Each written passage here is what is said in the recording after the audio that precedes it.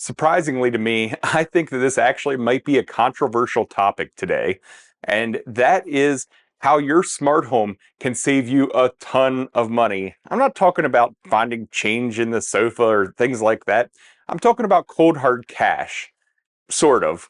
Not cash that you get back, but cash off your electricity bill.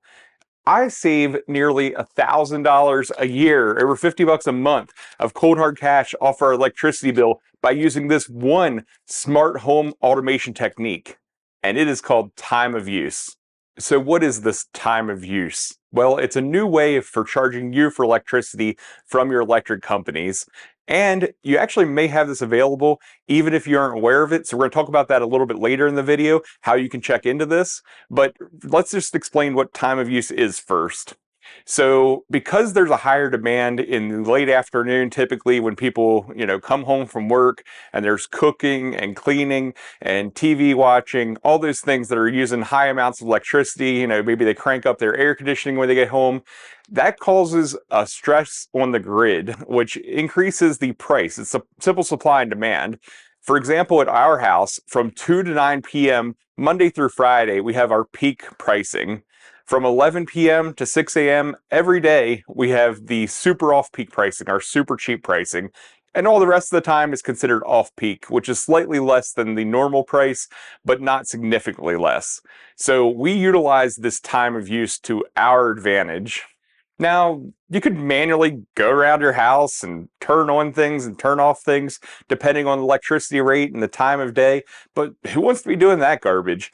Utilize automations. That's definitely the key. And that's what we do in my house.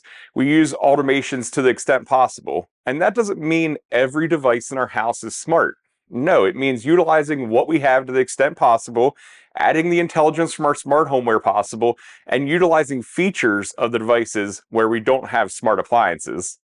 So you want to save tons of money, but how do you get started? Well, the first thing is to know what you're working with currently. Look at your electricity bill. Look on there to see if there is time of use already being deployed in your area. Maybe you weren't even aware of it. But if you don't see it immediately, don't think that you don't have it.